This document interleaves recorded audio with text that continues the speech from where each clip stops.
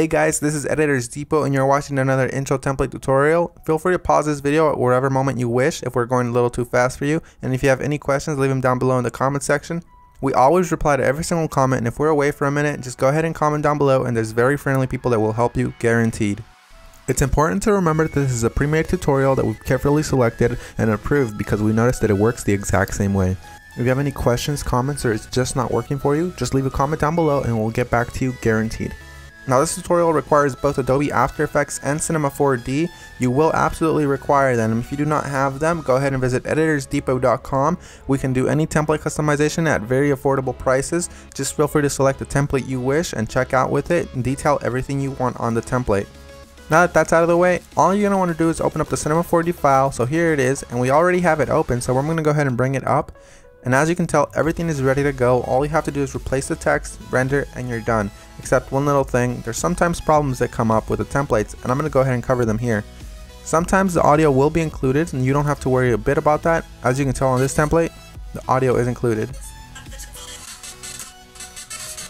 It's not a problem at all, and sometimes the font is not included. If it's not, all you want to do is of course look for the text layers. They will look a little like this.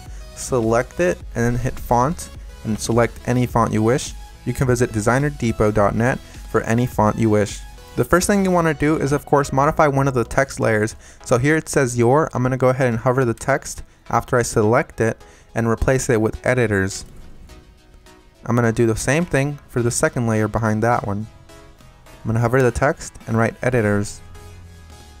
Now that that's done, I'm going to go ahead and render preview. And as you can see, it says editors, everything is 100% fine. You do the exact same thing for the bottom layers. I selected both at the same time. I'm going to replace it with Depot. Once I go ahead and render preview, it looks amazing and I'm happy with it. I'm 100% happy with the colors because it's red and EditorsDepot is red, but if you're not happy with the colors, you can simply come down below, double click it, and make any modifications you wish, whether it's make it green, make it blue, or blend it all together and make a little purple. I'm going to go ahead and keep it this way, and I'm going to go ahead and go to my render settings now. Once you're in the render settings, you're going to want to make sure that your width and height is set to 1920 x 1080 if you have a very good computer or decent computer and you have time. If you have a slow computer and you probably don't have that much time, you make sure you set it 1280 by 720.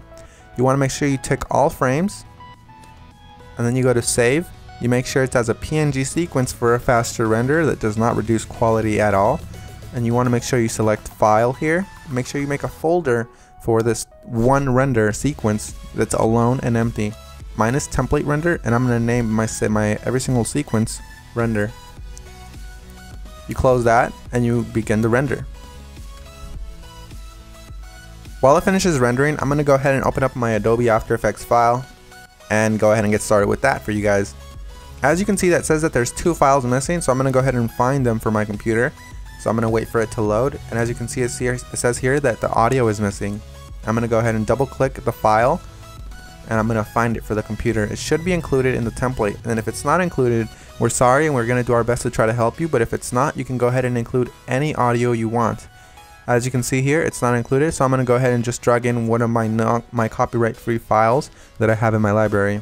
You can use the one that we're using for this tutorial. Another really quick tip you can actually follow is just close this, right click the file, and go to rename. You can actually copy the entire name if it still has the original name of the song. Then you go back to YouTube, you paste that there, and you download the file from there. You want to make sure it's copyright free and you're not breaking any laws though. Once you've gone ahead and replaced your song, you're going to want to go ahead and replace the other thing that was missing, which is of course the PNG sequence. It might be a PNG file, .png, or it might be an MP4 file, or anything within those regards, like QuickTime for example. You're going to go ahead and double click it and replace it with your render sequence. I'm going to select the first frame, scroll all the way down just to be safe, and select the last frame. You want to make sure you do the same thing, all while holding shift, so it selects every single one.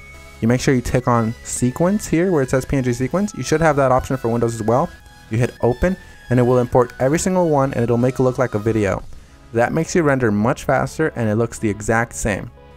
So we're 100% done. Assuming you have every single one of the plugins required, you're 100% done, and if you don't, you're going to have a black screen similar to this.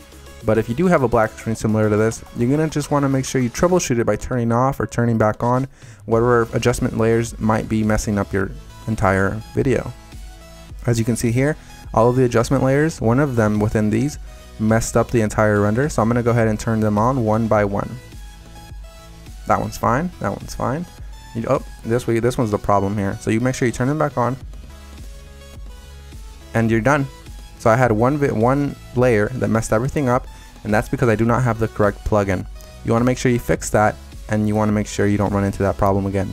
And finish the composition by adding it to the media encoder queue. That pretty much summarizes our video, guys. I hope you all enjoyed it, and if you did, remember, drop a thumbs up if you liked it. Drop a thumbs up if you are a fan of us and you like what we're doing. And guys, we really appreciate every single one of you from the bottom of our hearts. We really appreciate every single one of you guys, whether you're liking this video, disliking, or you just left and you didn't even watch this tutorial, guys. Hope you all have an amazing day, and as always, this is Maurice. Visit EditorsDepot.com for any customization of templates, and have an amazing day. Take care, guys.